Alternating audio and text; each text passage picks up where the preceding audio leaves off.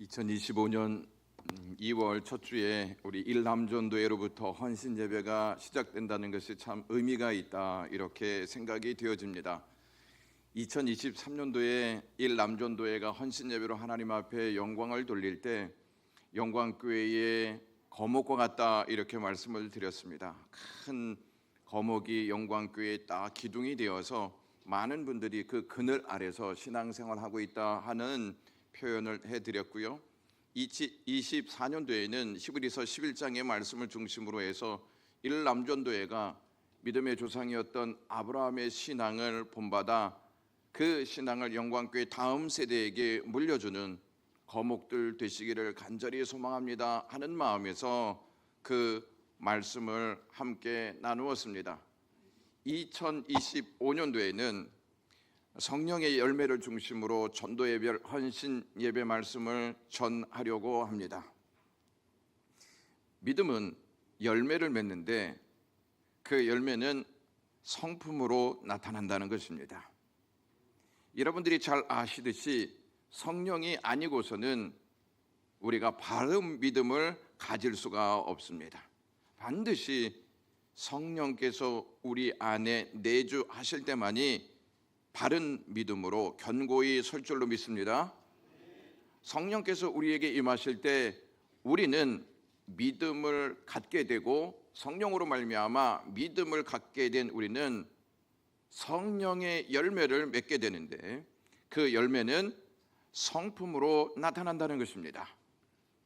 성령의 9가지 열매를 다른 말로 표현하면 예수님의 성품, 예수님의 됨됨이라고 말씀드릴 수 있습니다. 성령께서 우리와 함께 하시면 우리는 예수님을 닮아갑니다. 믿음이 있노라 하면서 예수님을 닮아가지 않는다면 과연 그 믿음이 참되다고 말씀할 수 있습니까? 성령께서 주시는 믿음은 반드시 예수 그리스도를 닮아갑니다. 우리는 하나님을 믿으면서 하나님이 기뻐하시는 삶을 살고 있는지 늘 확인해야 합니다. 여러분들은 하나님께서 가장 기뻐하시는 것이 무엇이라고 생각하십니까? 하나님께서 가장 기뻐하시는 것은 다름 아닌 예수 그리스도를 닮아가는 것입니다. 죄로 인해 타락한 영혼들인 우리를 예수 그리스도께서 구원해 내셨습니다. 구원받은 우리는 하나님께서 기뻐하시는 삶을 살아야 하는데, 하나님께서 기뻐하시는 삶이 무엇이냐면 예수님을 닮는 것입니다. 예수 그리스도를 닮아가는 삶, 이것이 우리의 감사가 되어야 할 줄로 믿습니다.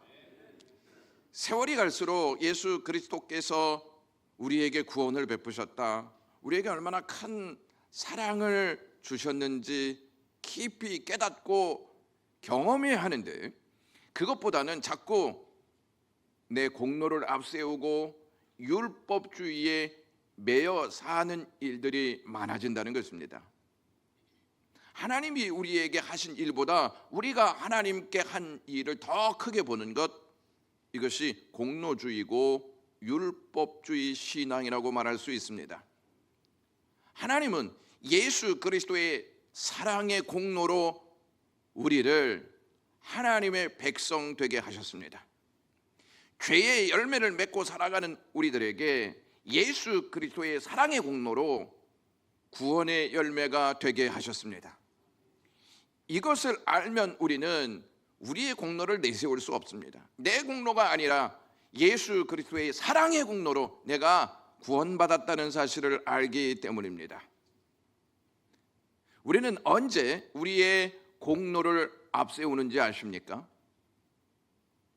성령을 사모하는 열정이 식고 믿음이 작아질 때 우리는 우리의 공로를 더 내세우게 됩니다. 우리가 우리의 공로를 자꾸 언급할 때 느껴야 할 것이 있습니다. 내가 성령을 사모하는 열정이 식었구나, 내 믿음이 작아졌구나 라고 하는 것을 생각하셔야 된다는 말씀입니다. 내가 옛날에는 이렇게 많이 했어, 내가 과거에는 교회를 위해서 이렇게 했지, 내가 교회에 이러한 것을 했기 때문에 교회가 지금 이렇게 든든히 선 거야. 물론 맞을 수도 있습니다. 그것을 인정하지 않는다고 말씀드린 적이 한 번도 없습니다. 그런데 하나님의 은혜가 앞서지 않으면 이 교회가 이렇게 설 수 있다고 여러분들은 장담하십니까? 바울이 그리스도인으로서 삶을 살아나가는 데 있어서 무엇보다 중요한 것이 있다. 그것이 무엇이냐면 오늘 갈라디아서 5장에 나와 있는 내용을 통해 알려주는데 성령을 따르는 삶이다 이렇게 말씀하고 있습니다. 그리스도인들이 성령에 따라서 성령이 원하시는 삶을 살아가야 한다 하는 사실을 바울이 갈라디아 교회 교인들에게 말하고 있다는 것입니다. 바울이 갈라디아 교회에 강조하고 있는 것이 성령을 따라 살아라 라는 말씀입니다. 바울은 갈라디아서 5장 1절에서 그리스도께서 우리를 자유케 하셨다, 우리는 이러한 은혜를 입었다, 이것을 언급한 다음에 그리스도인들이 진정한 자유의 은혜를 얻었다면 성령의 은총으로 살아야 한다 하는 말씀을 하고 있습니다. 바울은 그리스도인들이 예수 그리스도의 은혜로 죄에서 자유를 얻게 되었다면 성령을 따라 살아야 한다고 강조하고 있습니다. 왠지 아십니까?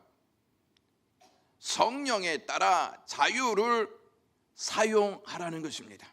자유를 얻지 않았습니까? 자유를 얻었는데 이 자유를 어떻게 사용해야 하냐면 성령에 따라서 자유를 사용해야 한다는 말씀입니다.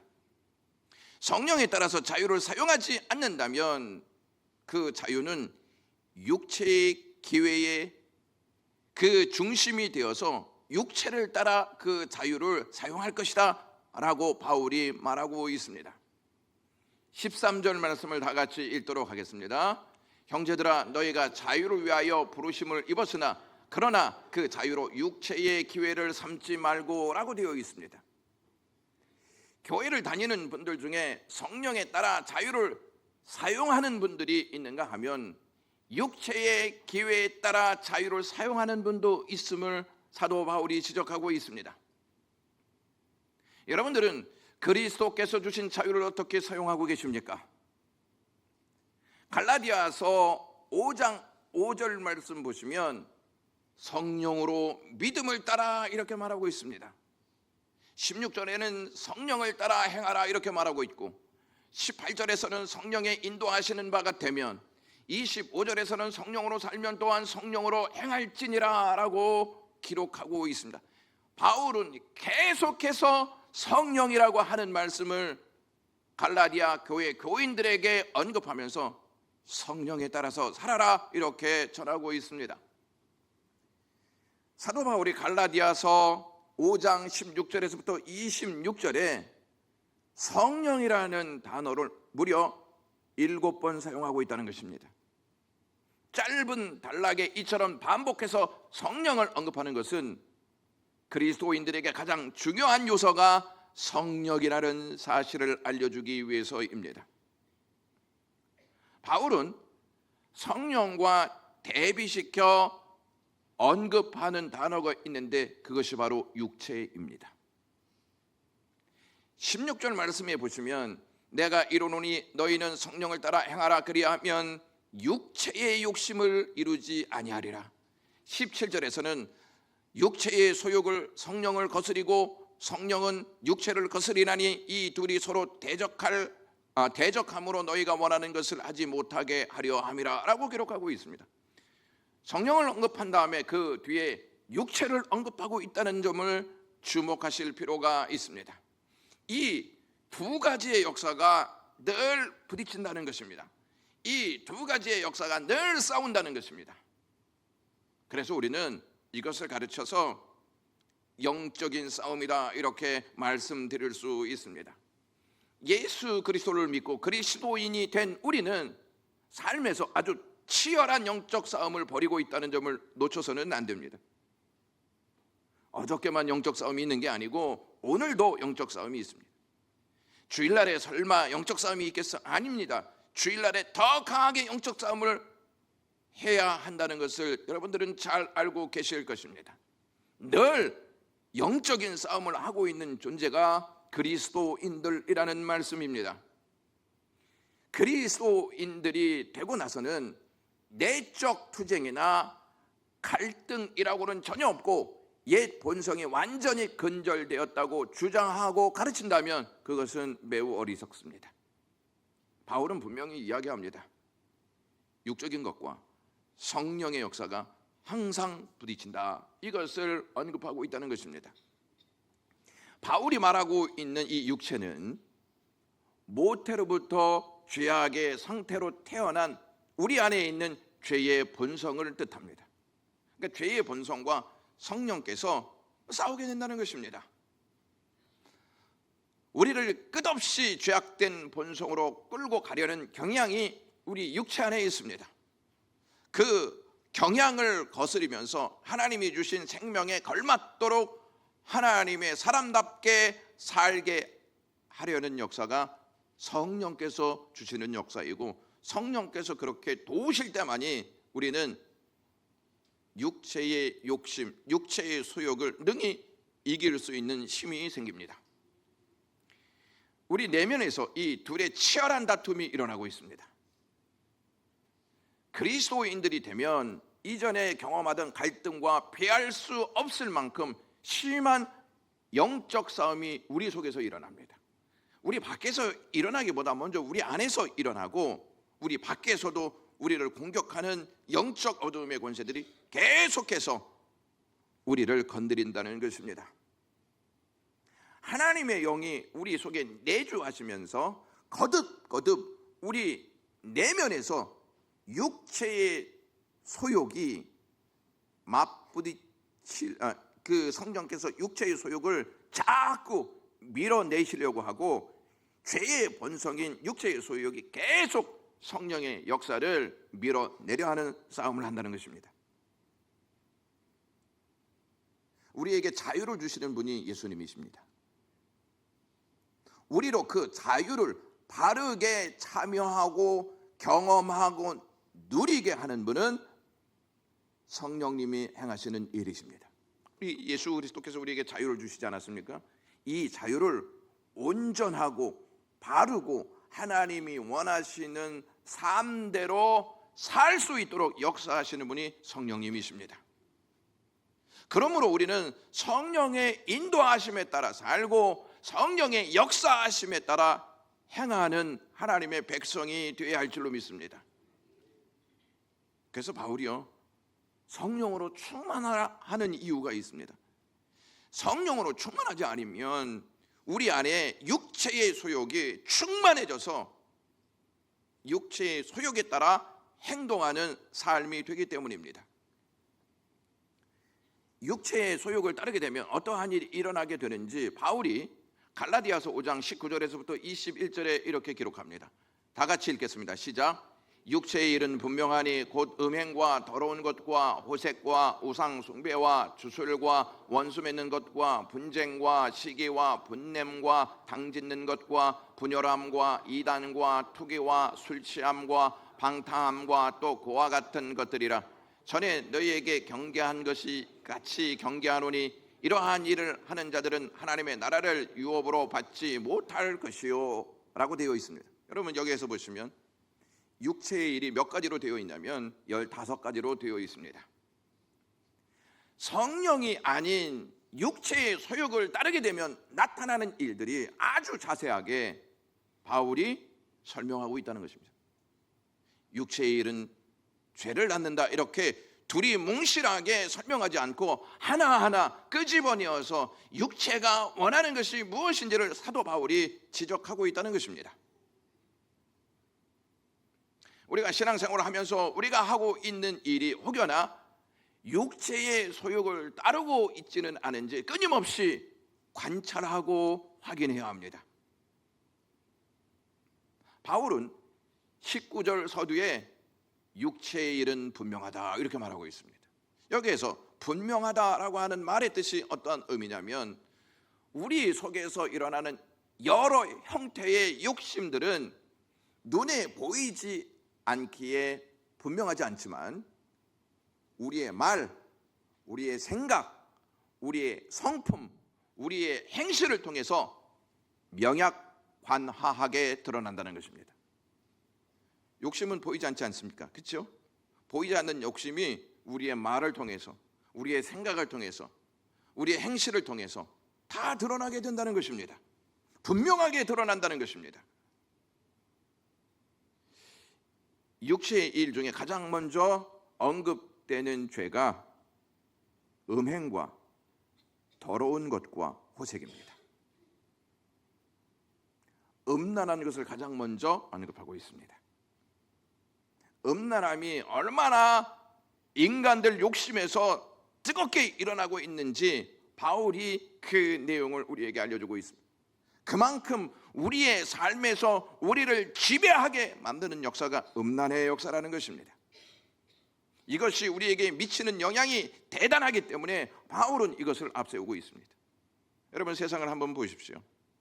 동성연애와 포괄적 차별금지법을 제정하려고 하는 그 이유의 핵심에는 사탄이 이 땅을 음란한 땅으로 만들어서 음란으로 지배받게 하기 위한 목적이 있다는 것입니다. 그 뒤를 이어서 언급되어지는 것이 우상숭배와 주술입니다. 기독교인들이요, 일이 잘 되지 않지 않습니까? 그러면 우리 점이나 한번 먹을까 이렇게 생각합니다. 우리 재미로 오늘의 운세를 한번 볼까 이렇게 생각한다는 것입니다. 어디에서 나오는 것입니까? 육체의 욕심에서 나오는 것입니다.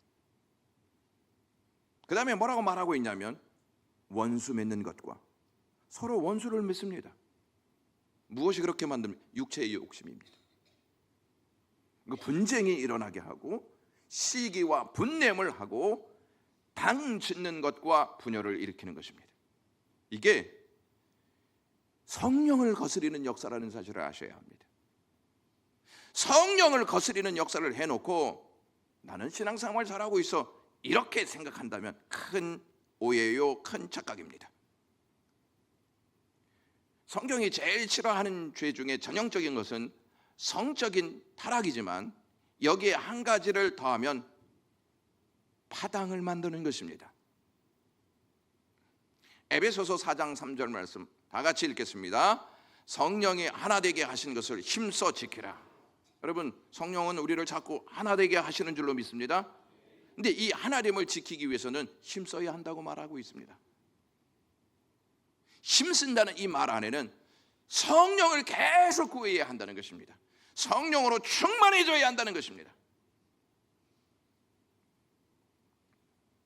편을 짜서 파당을 구성하는 것은 미련하고 악하고 교회 공동체를 치명적으로 다치게 만드는 나쁜 경향입니다. 파당의 위험성을 언급한 다음에 이단을 이야기하는데 여기에서 이단이라고 할 때 이것은 종교적인 이단뿐만 아니라 파당을 만들고 떨어져 나가서 마침내 이단이 되는 것을 의미합니다. 즉 분파를 형성하고 본유에서부터 떨어져 나가는 것을 가리킵니다. 그리고 바울이 언급하는 것은 술 취함과 방탕함을 언급합니다. 술 취함과 방탕함이 주는 메시지가 무엇이냐면 중독을 언급하는 것입니다. 계속 중독의 삶을 사는 것입니다. 술에 중독되어 있고 방탕함에 중독되게 만드는 것입니다. 그것이 육체의 소욕에서 나오는 일들이라고 바울이 말하고 있습니다. 바울이 이 15가지 일을 딱 말하면서 마지막 부분에서 언급하는 내용이 있습니다. 다 같이 읽겠습니다. 시작. 이러한 일을 하는 자들은 하나님의 나라를 유업으로 받지 못할 것이다. 경고의 메시지를 날리고 있다는 사실을 주목하셔야 합니다. 에이, 다 괜찮겠지. 다 하나님의 은혜인데 뭐. 성경은 이렇게 기록되어 있다는 것을 왜 우리는 보지 못하고 있는 것일까요? 교회 다니면 다 하나님의 나라에 가는 거 아니겠어? 그것은 우리의 생각이지 성경이 주는 메시지가 아니라는 점을 아셔야 합니다. 우리는 이 말씀을 절대로 오해해서도 안 되지만 약화시켜서도 안 됩니다. 바울의 말은 육체의 소욕을 거듭 행하면서도 난 구원받았으니까 괜찮아 라고 주장한다면 그 주장이 과연 구원받은 자의 올바른 주장이라고 말할 수 있느냐 하는 질문을 던지고 있는 것입니다. 여러분, 육체의 소욕을 반복적으로 하면서 나는 구원받았다고, 그리고 나는 하나님의 나라에 갈 수 있다고 말한다면 그것이 올바른 믿음이라고 말할 수 있습니까? 바울이 갈라디아서 교회에게 분명히 경고하고 있는 메시지를 들어야 할 줄로 믿습니다. 우리가 죄와 언제 싸우는지 아십니까? 죄를 미워해야, 죄를 역겨워해야 싸웁니다. 죄를 미워하지 않으면 결코 죄와 싸우지 않습니다. 죄를 역겨워하지 않으면 죄와 싸우기는커녕 타협하고 따르게 된다는 것입니다. 바울은 육체의 일이 무엇인지를 언급한 후에 성령의 열매를 전합니다. 그런데 바울이 말한 15가지를 육체의 일이라고 부르지만 성령의 인도하심에 따라 맺는 것을 열매라고 말합니다. 다시 한번 말씀드립니다. 15가지 육체의 일을 언급한 다음에 성령의 인도하심에 따라 맺는 역사가 열매라고 말한다는 점을 주목하셔야 합니다. 육체의 일 15가지는 복수로 되어 있는데 성령의 열매는 놀랍게도 단수로 되어 있습니다. 성령의 열매를 단수로 언급하는 것은 성령의 열매가 9가지이지만 하나로서 유기적인 연합이 있다는 것입니다. 무슨 말씀이냐? 성령님을 구하면 구할수록, 성령으로 충만하면 충만할수록 이 9가지 열매를 맺는다는 것입니다. 한 가지만 드러나는 것이 아니고 9가지가 동시적으로 함께 맺혀진다는 것입니다. 하나같이 보이지만 9이고 9이지만 하나라는 것이 성령의 열매입니다. 그러므로 성령의 열매를 단수로 표현하고 있는 것입니다. 그리고 성령을 따라 행하는 것을 일이라고 말하지 않고 열매라고 표현하고 있습니다. 왜일까요? 왜 일과 열매 이렇게 이야기할까요? 사람이 노력해서 성취하는 것은 열매라고 하지 않습니다. 우리 속에 들어와서 임재하시고 우리의 삶을 이끄시는 성령님이 주시는 은총의 결과이기 때문에 열매라는 것입니다. 성령이 아니고서는 성령의 열매를 맺을 수 없습니다. 그러므로 성령님을 계속 간절히 사모해야 할 줄로 믿습니다. 여러분들에게 진심으로 묻고 싶습니다. 여러분들은 진심으로 성령을 사모하고 있습니까? 성령을 간구하고 있습니까? 무엇을 통해 확인할 수 있습니까? 무엇으로 여러분들은 성령을 사모하고 있습니까? 기도하지 않으면서 나는 성령을 사모해 이렇게 말하면 그 논리가 맞다고 생각하십니까? 여러분, 성령의 역사가 기도를 통해서 이루어졌다는 사실을 사도행전을 통해서 우리는 배웠습니다. 기도 없이 성령의 역사를 경험한다는 것은 모순입니다. 반드시 기도해야 합니다. 사도행전에 보면 말씀과 기도로 거룩하여진다고 말하고 있습니다. 기도 없이 성령 충만함을 원한다? 바르지 않습니다. 성령의 9가지 열매를 그리스도의 성품이라고 했습니다. 그리스도께서 우리와 함께 하시면 우리는 그리스도의 성품을 품고 그리스도를 닮아갑니다. 예수 그리스도를 닮아가는 과정이 열매를 맺는 것입니다. 세상은 재능이 얼마나 있는가, 능력이 얼마나 출중한가 등에 초점을 맞추고 그러한 것들을 추구합니다. 그런데 교회도 때때로 세상의 모습을 쫓기에 교회 안에서 성령의 은사만 추구하는 경향이 있습니다. 다시 말씀드립니다. 성령의 은사만 추구하지 성령의 열매를 추구하지 않는다는 것입니다. 여러분들이 잘 아시듯이 바울이 고린도 교회에 성령의 9가지 은사를 이야기했습니다. 지혜의 말씀, 지식의 말씀, 믿음, 병고침, 능력, 행함, 예언, 영분별, 각종 방언, 방언 통역입니다. 바울은 성령의 9가지 은사를 언급한 다음에 갈라디아 교회에서는 성령의 9가지 열매를 딱 이야기한다는 것입니다. 왜 이렇게 언급하고 있는 것일까요? 성령의 은사를 추구하되 성령의 열매를 맺기 위해서 추구하라는 것입니다. 성령의 9가지 열매 없는 성령의 은사는 무슨 의미가 있습니까? 성령의 9가지 은사가 의미가 있으려면 반드시 성령의 9가지 열매를 맺어야 한다는 것입니다. 성령의 은사와 성령의 열매는 어떤 차이가 있을까요?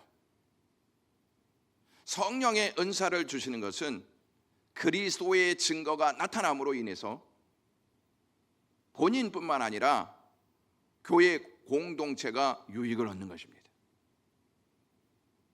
반면에 성령의 열매는 나를 쳐서 성령님께 복종하고 말씀대로 살려고 몸부림치게 될 때 나타나는 그리스도의 흔적입니다. 열매는 나를 말씀 앞에 쳐서 복종하지 않으면 열매가 될 수 없습니다.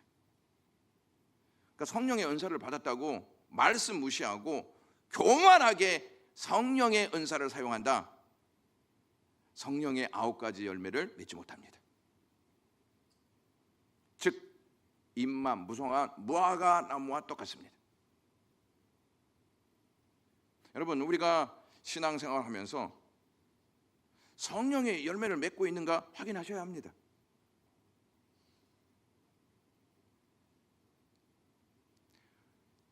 성령의 은사는 일시적으로 나타날 수 있지만 성령의 열매는 영구적일 수 있습니다. 성령의 은사는 그리스도를 증거하기 위해 주어지는 방편이자 도구라고 할 수 있다면 성령의 열매는 그리스도께 순종할 때 나타나는 그리스도를 담는 흔적입니다. 여러분들 삶 속에 그리스도를 담는 흔적이 있습니까? 그것을 좀 물어보셔야 한다는 것이죠. 우리가 그리스도 앞에 서게 될 때 성령의 은사들을 얼마나 받았느냐 혹은 얼마나 많이 사용하였는가 가지고 서지 않을 것입니다. 대신 얼마나 그리스도를 닮았느냐, 얼마나 그리스도께 순종하면서 살았느냐, 이것을 말씀할 것입니다. 성령의 은사는 삶 속에 역사하고 성령의 열매는 우리 인격 속에 나타납니다. 다시 말씀드립니다. 성령의 은사는 우리의 삶 속에서 역사하고 성령의 열매는 우리의 인격 속에서 나타납니다. 그래서 우리의 인격이 매우 중요하다는 것을 여기서 우리가 배워야 한다는 것입니다. 성령의 은사를 맛보면 우쭐해지기 쉬워요. 내가 병을 고쳤어. 내가 예언을 했어. 내가 이러한 능력을 행하였어. 이렇게 말하기 쉽습니다. 성령의 열매는 그와 반대로 겸손해집니다. 주님께서 하셨죠. 주님이 나를 도구로 삼으셨을 뿐입니다. 겸손해지는 것입니다. 이 성령의 은사는 두드러지게 나타납니다. 예언적으로 나타나기 때문에 놀랍다. 병이 치료되는 역사를 보면 놀랍다. 이렇게 두드러지게 나타나는 것이죠. 그런데 성령의 열매는 성품 속에 나타나기 때문에 두드러지게 보이지는 않습니다. 사람들은 성령의 은사에 열광하고 박수갈채를 보입니다. 만약에 제가 여기 안진뱅이가 있는데 예수의 이름으로 명한다, 일어나 걸어라 했는데 안진뱅이가 일어나 걸었어요. 그럼 여러분 박수 칠 거예요? 아니면 삐질 거예요? 박수 치면서 놀랍다 놀랍다. 예? 그런데 우리가 소홀히 여기는 게 하나가 있습니다. 이건 무엇이냐면 성령의 열매입니다. 주일학교를 다니시는 분들 중에서 성령의 9가지 열매를 거의 대부분 외우시고 아실 것입니다. 문제는 외웠냐 안 외웠냐가 아닙니다. 알고 있느냐 알지 못하고 있느냐가 아니고 이것을 삶 속에서 맺히고 있느냐 하는 것입니다. 성령의 9가지 열매를 다 외우고 있는데 삶 속에서는 성령의 9가지 열매가 하나도 없습니다. 그 무슨 의미가 있죠? 나는 성령의 9가지 열매를 다 외우고 있어. 그것이 대단한 믿음이 되기 위해서는 성령의 9가지 열매를 맺어야 한다는 것입니다. 열매가 없다면 우리의 믿음은 죽은 것과 다름없습니다. 아무리 큰 나무가 있다 할지라도 그 나무가 죽었다? 열매는 없습니다. 아무리 작다 할지라도 살아있다? 열매를 맺을 수 있다는 것입니다. 우리는 교회의 유익과 세상 속에서 그리스도를 증거하기 위해 성령의 은사가 절대적으로 필요합니다. 하지만 천상교회와 천사들이 보는 가운데 그리스도를 만나기 위해서는 성령의 열매가 절대적으로 필요합니다. 많은 사람들이 은사를 많이 사모해요. 나도 방언하고 싶다, 방언 통역하고 싶다, 예언하고 싶다, 병 고치고 싶다. 근데 성령의 열매를 간절히 사모하십니까? 성령의 은사는 사모하는데 성령의 열매는 사모하지 않고 있는 형편이 교회의 형편이 아닌가 생각해 보아야 한다는 것입니다. 은사는 겉으로 나타내는 것이지만 성품은 속으로 감춰져 있는 것입니다. 그래서 많은 사람들이 성령의 열매보다는 성령의 은사를 더 추구하고 있는 것입니다. 성령의 은사는 성령의 열매와 하나 되어야 합니다. 성령의 은사가 성령의 열매와 분리된다면 사과나무는 있는데 사과나무에 열매가 없는 것과 똑같습니다. 예를 들어서 여기가 이제 사과밭입니다. 그러면 여러분들이 다 이제 사과나무인 것이죠. 얼마나 많겠습니까? 500명이라고 이제 우리가 추정해서 500개의 사과나무가 있는데 열매가 하나도 없습니다. 그러면 그게 무슨 의미가 있겠냐 하는 것입니다. 그냥 땅만 차지하고 있는 거 아니겠냐 하는 것이죠.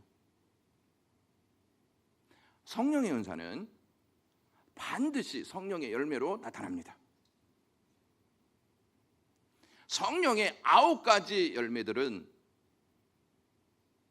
그리스도의 마음의 9가지 측면입니다. 이게 성령의 열매는요, 그리스도께서 우리에게 주신 성품입니다. 우리를 대하신 성품이에요.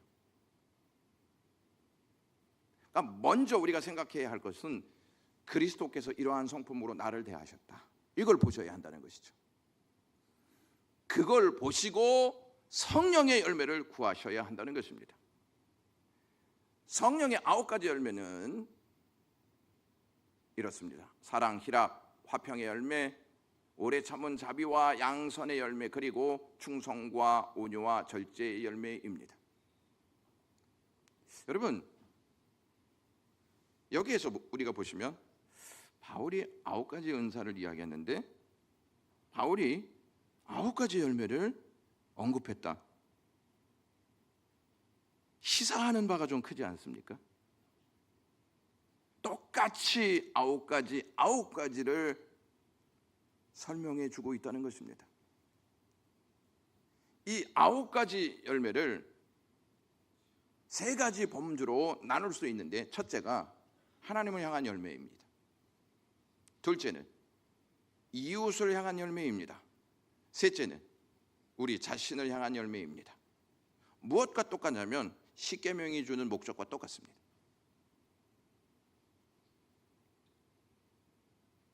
지금 바울이 제일 먼저 딱 언급하는 것이 사랑입니다. 성령의 열매 중에서 제일 먼저 언급하는 것이 사랑인데, 왜 사랑을 언급하고 있느냐? 로마서 13장 10절에 나와 있는 내용을 보면 알 수 있습니다. 다 같이 읽겠습니다. 시작. 사랑은 율법의 완성이니라. 사랑은 성령의 열매 중에 가장 대표적인 성품입니다. 사랑은 줄 것은 주고 주지 말아야 할 것은 주지 않는 능력입니다. 사랑은 그리스도를 기뻐하고 그리스도와 함께 즐거워함으로써 생기는 내면의 능력입니다. 우리가 하나님의 백성 된 것은 예수 그리스도의 사랑 때문입니다. 여러분, 예수 그리스도의 사랑 아니고서 우리가 구원받을 수 있습니까? 저도 직분을 가졌고 여러분들도 직분을 가졌는데, 이 직분은 그리스도의 사랑 때문에 주어진 것입니다. 이 사랑도 다 같은 사랑을 하고 있지는 않은 것 같습니다. 사랑에도 세 종류가 있습니다. 맨 처음에 사랑은 어떠한 사랑이냐면 만약에라는 사랑입니다. 만약에. 그러니까 만약이라는 요구 조건이 붙는 것입니다. 제가 우리 자녀들에게 자주 하는 것이 있습니다. 너 아빠 말 잘 들으면 돈 줄게. 이거는 조건적인 사랑인 것이죠. 또 나에게 선물을 준다면 당신이 좋아하는 소원 하나를 들어주겠소.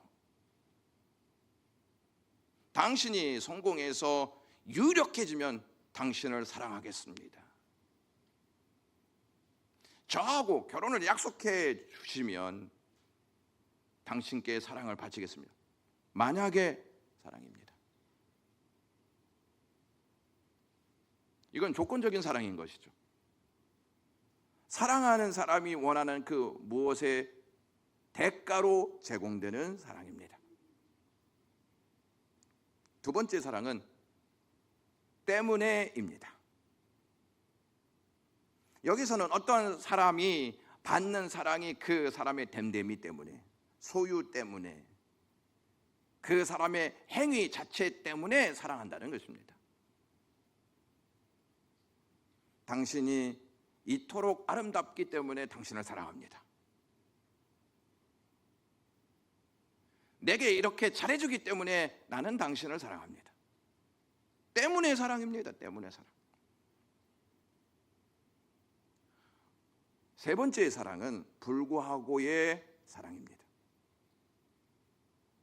이것은 끈이 달라지지도 않고 보답으로 무엇을 기대하지도 않기 때문에 만약의 식의 사랑과는 다르고요, 때문에라는 사랑과의 원리로도 다르게 말할 수 있습니다.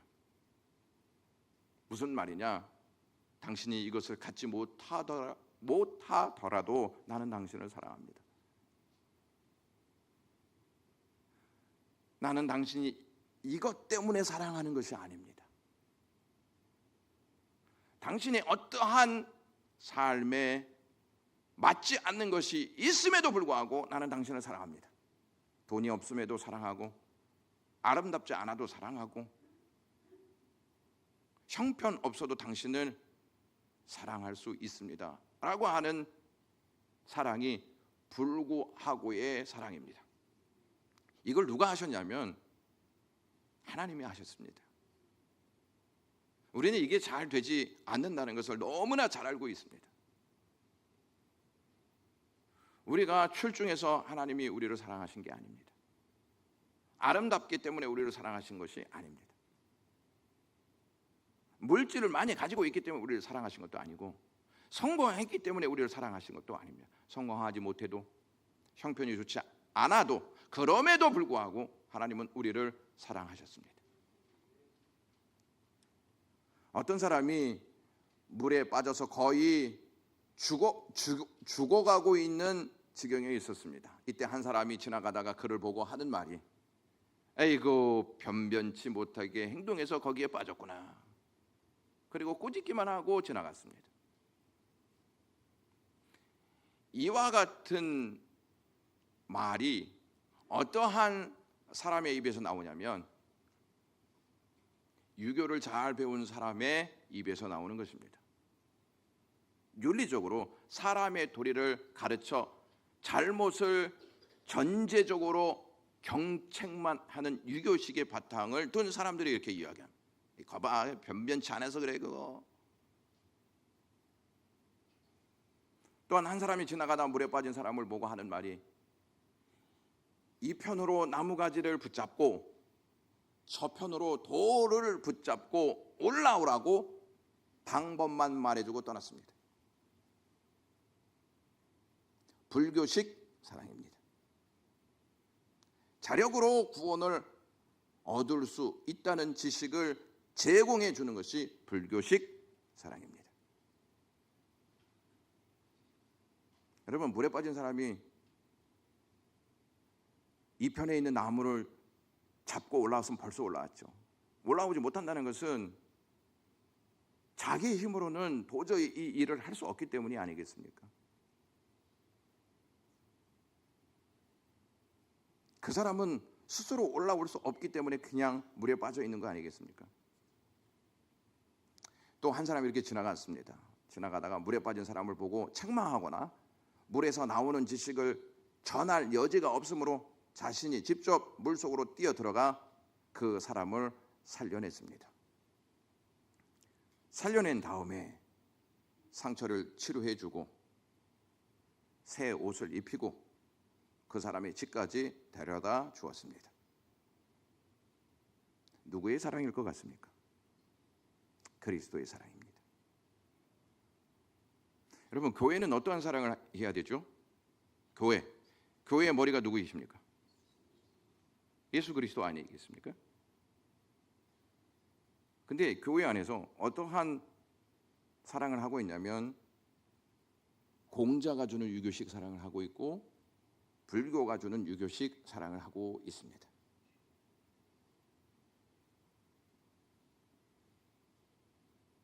그래서 교회는 사랑의 열매를 맺지 못하고 있는 것입니다. 그리고 이상한 것이 있습니다. 교회 안에서. 그것이 무엇이냐면 나만 사랑해달라고 이야기합니다. 내 실수를 사랑으로 덮어주라고 이야기하면서 다른 사람의 실수는 절대로 덮어주지 않습니다.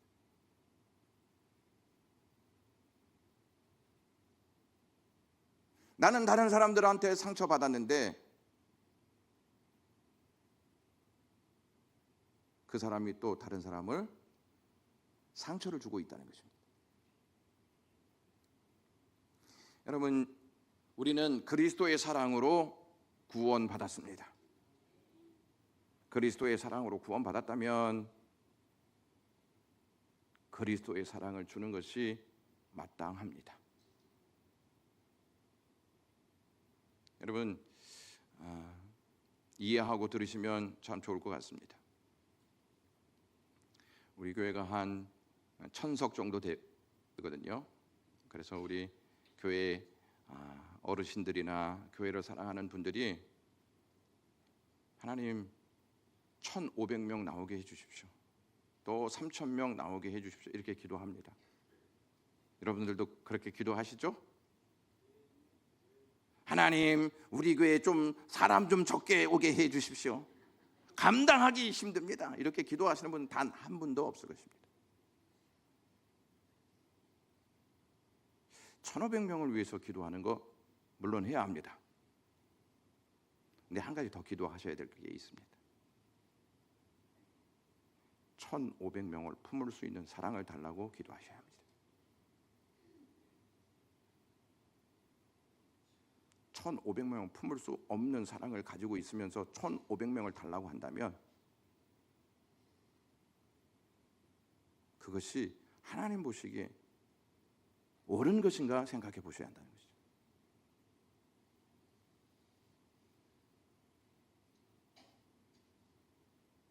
여러분, 우리가 진정한 교회의 부흥을 원하신다면 교회에 새로운 분들이 이렇게 오시잖아요.